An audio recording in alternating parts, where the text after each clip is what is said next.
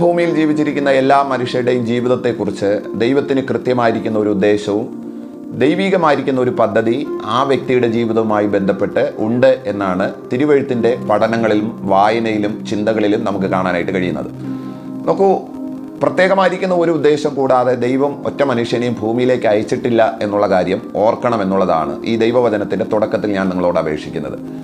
എൻ്റെ ജീവിതത്തിൽ, നിങ്ങളുടെ ജീവിതത്തിൽ ദൈവത്തിന് കൃത്യമായിരിക്കുന്ന ദൈവിക പദ്ധതി, ദൈവത്തിൻ്റെ ഒരു കാര്യപരിപാടി നമ്മുടെ ജീവിതത്തിലുണ്ട് എന്നുള്ള കാര്യം ഓർക്കണം. എന്താണ് അത് എന്ന് തിരിച്ചറിയുന്നിടത്താണ് നമ്മുടെ ജീവിതത്തിൻ്റെ വിജയത്തെ നമുക്ക് ഉറപ്പിക്കുവാനായിട്ട് കഴിയുന്നത്. എന്നാൽ പല മനുഷ്യർക്ക് അവരുടെ ജീവിതത്തിൻ്റെ ലക്ഷ്യം എന്താണെന്നോ ജീവിതത്തിൻ്റെ ഉദ്ദേശം എന്താണെന്നോ നാളെ ഇതുവരെ തിരിച്ചറിയാൻ കഴിഞ്ഞിട്ടുണ്ടായിട്ടില്ല എന്നുള്ളതാണ് ദുഃഖകരമായിരിക്കുന്ന ഒരു വസ്തുത. എഫേസ്യ ലേഖനത്തിലും അപ്പോൾ തന്നെ എബ്രായ ലേഖനത്തിലും രണ്ടിടങ്ങളിൽ നമ്മൾ കാണുന്നത് വിളിയാലുള്ള ആശ, ദൈവത്തിൻ്റെ തിരഞ്ഞെടുപ്പിൻ പ്രകാരമുള്ള ദൈവനിർണയം, ഇങ്ങനെയുള്ള വ്യത്യസ്തമായിരിക്കുന്ന ചില പദങ്ങൾ നമുക്ക് കാണാനായിട്ട് കഴിയുകയാണ്. ഈച്ച് ആൻഡ് എവ്രി വൺ, എല്ലാ വ്യക്തികളോടുമുള്ള ബന്ധത്തിൽ കർത്താവിന് കൃത്യമായിരിക്കുന്ന ദൈവിക പദ്ധതി, ദൈവിക കാര്യപരിപാടി ഉണ്ട് എന്നുള്ളത് ഒരു മനുഷ്യൻ ആദ്യമായി ബോധ്യപ്പെടേണ്ടുന്ന ഒരു കാര്യമാകുന്നു. എന്തിനാണ് ദൈവം എന്നെ വിളിച്ചിരിക്കുന്നത്? ദൈവം എന്തിനാണ് എന്നെ തിരഞ്ഞെടുത്തിരിക്കുന്നത്? എന്താണ് ഈ ഭൂമിയിൽ ആയിരിക്കുമ്പോൾ എൻ്റെ ഉദ്ദേശമെന്ന് ഒരുത്തൻ മനസ്സിലാക്കി കഴിഞ്ഞു കഴിഞ്ഞാൽ അവന് പിന്നെ അതിനനുസരിച്ച് സഞ്ചരിക്കാനായിട്ട് കഴിയുമെന്നുള്ളതാണ്. 2 തിമോഥെയോസിൻ്റെ ലേഖനം 2-ാമത്തെ അധ്യായം 20-ാമത്തെ വാക്യത്തിൽ വിശുദ്ധ പൗലോസ് ലീഗ താൻ വിശ്വാസത്തിൽ ജനിപ്പിച്ച അവൻ്റെ പുത്രനായിരിക്കുന്ന തീമോഥെയോസിന് എഴുതുന്ന ലേഖനത്തിനകത്ത് പറയുകയാണ്, ഒരു വലിയ വീട്ടിൽ പൊന്ന് വെള്ളി കൊണ്ടുള്ള പാത്രങ്ങൾ മാത്രമല്ല, മരം, അതോടൊപ്പം തന്നെ ചെറിയ വസ്തുതകൾ കൊണ്ട് നിർമ്മിച്ചിരിക്കുന്ന പാത്രങ്ങളും ഉണ്ട്, കല്ലും മരവും കൊണ്ട് നിർമ്മിച്ചിരിക്കുന്ന പാത്രങ്ങളുണ്ട് എന്ന് അപ്പോസ്തലൻ പറയുകയാണ്. തൊട്ട് താഴെ പറയുകയാണ്, എന്നാൽ ചിലത് ഹീനകാര്യങ്ങൾക്കും ചിലത് മാന്യകാര്യങ്ങൾക്കും ഉപയോഗിക്കുകയാണ്. ചിലത് ഹീനകാര്യങ്ങൾക്കും ചിലത് മാന്യകാര്യങ്ങൾക്കും വേണ്ടിയിട്ട് ഉപയോഗിക്കുകയാണ്. നാം നമ്മുടെ വീട്ടിൽ ഉപയോഗിക്കുന്ന എല്ലാ പാത്രങ്ങളും അത് ഡൈനിങ് ടേബിളിൽ വരാറില്ല എന്നുള്ളതാണ്. ചില പാത്രങ്ങൾ അടുക്കളയിൽ സൂക്ഷിക്കേണ്ടുന്നതാണ്, ചില പാത്രങ്ങൾ അടുക്കളയ്ക്ക് പുറത്ത് സൂക്ഷിക്കേണ്ടുന്നതാണ്, ചില പാത്രങ്ങൾ ബാത്റൂമിൽ സൂക്ഷിക്കേണ്ടുന്നതാണ്. നമ്മുടെ വീട്ടിലുണ്ടായിരിക്കുന്ന പാത്രങ്ങളിൽ പോലും ഇത്തരത്തിലൊരു കാറ്റഗറൈസേഷൻ, ഇത്തരത്തിലൊരു തരംതിരിവ് നമുക്ക് കാണാനായിട്ട് കഴിയുമെന്നുള്ളതാണ്. നോക്കൂ, ഓരോ ഇടങ്ങളിലും ഉപയോഗിക്കപ്പെടേണ്ടുന്ന പാത്രങ്ങൾ, ഓരോ ഇടങ്ങളിൽ ഉപയോഗിക്കപ്പെടുന്ന വെസൽസ് ഏതാണെന്ന് നമുക്ക് കൃത്യമായിരിക്കുന്ന ഒരു ഐഡിയ ഉണ്ട് എന്നുള്ളതാണ്. മുറ്റത്ത് കിടക്കുന്ന ഒരു പാത്രം ഒരിക്കലും നമ്മൾ എടുത്തുകൊണ്ട് ഡൈനിങ് ടേബിളിൽ വെക്കാറില്ല. ഡൈനിങ് ടേബിളിൽ ഇരിക്കേണ്ടുന്ന പാത്രം എടുത്തുകൊണ്ടുവന്ന് നമ്മൾ മുറ്റത്തും വെക്കാറില്ല. എന്താ ഈ പറഞ്ഞതിൻ്റെ ആശയം എന്ന് പറയുന്നത്? എവിടെയൊക്കെയാണോ ഉപയോഗിക്കേണ്ടുന്നത്, ഏതൊക്കെ പാത്രം എവിടെയൊക്കെ ഉപയോഗിക്കണമെന്ന് കൃത്യമായിട്ടും നമുക്കൊരു ധാരണയുള്ളത് പോലെ തന്നെയാണ് ദൈവം താൻ തിരഞ്ഞെടുത്തിരിക്കുന്ന ദൈവ മക്കളെക്കുറിച്ച് അല്ലെങ്കിൽ ദൈവത്തിൻ്റെ ജനത്തെക്കുറിച്ച് ദൈവത്തിന് കൃത്യമായിരിക്കുന്ന ഒരു പദ്ധതിയുണ്ട്. ചിലർ എന്തുകൊണ്ട് വലിയ ഇടങ്ങളിൽ ഉപയോഗിക്കപ്പെടുകയും ചിലർ എന്തുകൊണ്ട് ചെറിയ ഇടങ്ങളിൽ ഉപയോഗിക്കപ്പെടുകയും ചെയ്യുന്നുണ്ട് എന്ന് ചോദിച്ചു കഴിഞ്ഞാൽ അവരുടെ വിളിയുമായി ബന്ധപ്പെട്ടിട്ടാണ് ആ ഒരു സംഗതി കിടക്കുന്നത്.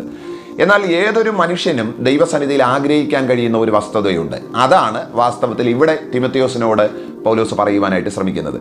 എന്നെ തിരഞ്ഞെടുത്തത് മുറ്റത്ത് കിടക്കാൻ വേണ്ടിയിട്ടാണ്, സോ ആജീവനാന്തം ഞാൻ ഇവിടെ കിടന്നുകൊള്ളാമെന്ന് ദൈവത്തിൻ്റെ ഗ്രഹത്തിൽ ഒരുത്തനും പറയാൻ കഴിയത്തില്ല എന്നുള്ളതാണ്.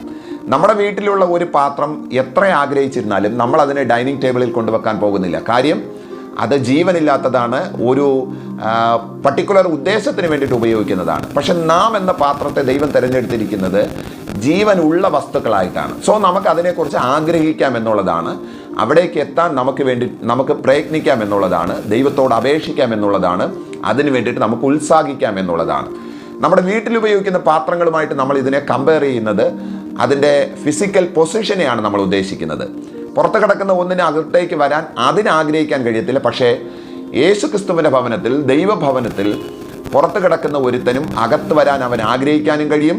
അവനെ ദൈവം അനുവദിച്ചാൽ തീർച്ചയായിട്ടും അവൻ അകത്ത് വരാൻ കഴിയും എന്നുള്ളതാണ് തിമോഥെയോസിനോട് പൗലോസ് ഈ കാര്യത്താൽ പറഞ്ഞു വെക്കുവാനായിട്ട് ഇടയായിത്തീരുന്നത്.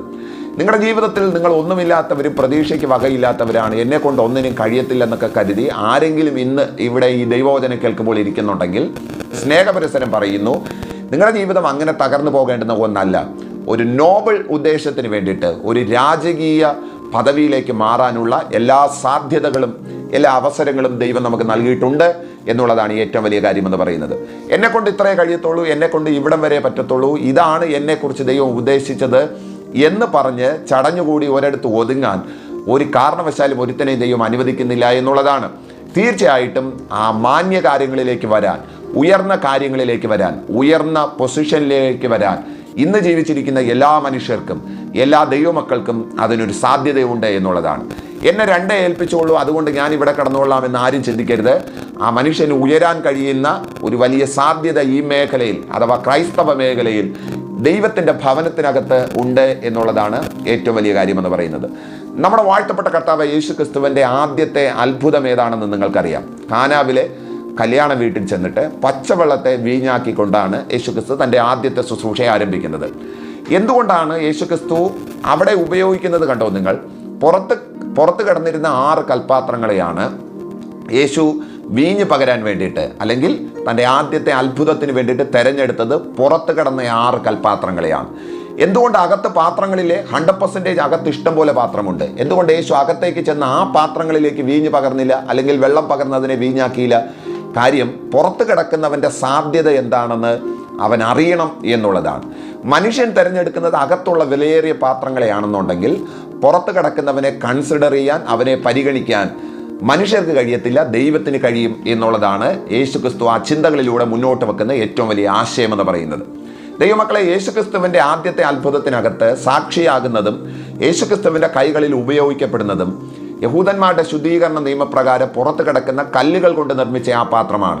എന്നാൽ കർത്താവ് അതിനെ മാന്യകാര്യത്തിന് വേണ്ടിയിട്ട് ഷിഫ്റ്റ് ചെയ്യുന്നത്, മാറ്റുന്നത് നമുക്ക് കാണാനായിട്ട് കഴിയുകയാണ്. ഇന്ന് നിങ്ങളുടെ പൊസിഷൻ പുറത്തെന്നതുപോലെ ആയിരിക്കാം. ഹീനകാര്യങ്ങൾക്ക് വേണ്ടിയിട്ടാണ് ഇന്ന് പലരും നിങ്ങളെ ഉപയോഗിക്കുന്നുണ്ടായിരിക്കുന്നത്. എന്നാൽ വളരെ സ്നേഹത്തോടു കൂടെ ഞാൻ നിങ്ങളോട് പറയുന്നു, ദൈവം നിങ്ങളെ ഏറ്റവും ഉയർന്ന മാന്യമായിരിക്കുന്ന അളവിലേക്ക് ദൈവം ഉയർത്താൻ വേണ്ടിയിട്ട് പോവുകയാണ്. എൻ്റെ ശുശ്രൂഷ കാലയളവിൽ തുടക്കകാലത്തിൽ ഞാനൊരു ദൈവദാസനെ കുറിച്ച് കേട്ട ഒരു കാര്യം പറഞ്ഞ് ഈ ചിന്ത അവസാനിപ്പിക്കുകയാണ്. ഞങ്ങൾ വളർന്ന ആ സാഹചര്യത്തിൽ, ആ കാലഘട്ടത്തിൽ ഉയർന്നു നിന്നിരുന്ന ഏറ്റവും വലിയൊരു ദൈവദാസനുണ്ടായിരുന്നു. ലോകമറിയപ്പെടുന്ന, കര മുഴുവനും അറിയുന്ന ഒരു അനുഗ്രഹീത ദൈവദാസനുണ്ടായിരുന്നു. അദ്ദേഹത്തിൻ്റെ കൂടെ പാട്ടുപാടാനും തബലയടിക്കാൻ പോയിക്കൊണ്ടിരുന്ന ഒരു സഹോദരനുണ്ടായിരുന്നു. ചില നാളുകൾ കഴിഞ്ഞപ്പോഴത്തേക്ക് ദൈവം ആ മനുഷ്യനെ ആ പണിയിൽ നിന്ന് എടുത്തു മാറ്റിയിട്ട് ലോകമറിയപ്പെടുന്ന ഒരു സുവിശേഷകനായിട്ട് അദ്ദേഹത്തെ ഉയർത്തി. ഇന്നിൻ്റെ തലമുറയിൽ ആ ദൈവദാസൻ്റെ പൊസിഷൻ വളരെ വലുതാണ്. പണ്ട് മറ്റൊരു ദൈവദാസൻ്റെ കൂടെ തബല വായിക്കാൻ വേണ്ടിയിട്ട് പോയിക്കൊണ്ടിരുന്ന ആ ദൈവദാസൻ ഇന്ന് ലോകമറിയപ്പെടുന്ന ഏറ്റവും വലിയൊരു സുവിശേഷകനായി മാറുവാനായിട്ട് ഇടയായി തീർന്നു. എന്താ ഞാൻ നിങ്ങളോട് പറഞ്ഞു വെച്ചതെന്ന് ചോദിച്ചു കഴിഞ്ഞാൽ, ഒരു രാജകീയ പദവിയിലേക്ക് വരാൻ നമുക്ക് കഴിയുമെന്നുള്ളതാണ്. ഇന്നത്തെ നമ്മുടെ ഈ പൊസിഷൻ, ഇന്നത്തെ നമ്മുടെ ഈ സാഹചര്യം, ചെറിയ ചുറ്റുവട്ടങ്ങൾ കണ്ട് ഇതിന് വേണ്ടിയിട്ടാണ് ദൈവം എന്നെ വിളിച്ചത്, ഞാൻ ഇവിടെ നിന്നുകൊള്ളാം, ഇതാണ് എൻ്റെ ഡ്യൂട്ടി എന്ന് പറഞ്ഞിരിക്കാൻ ഈ പാത്രങ്ങൾക്ക് കഴിയത്തില്ല എന്നുള്ളതാണ് കാര്യം. ഈ പാത്രങ്ങൾ ജീവനുള്ള പാത്രങ്ങളാണ്.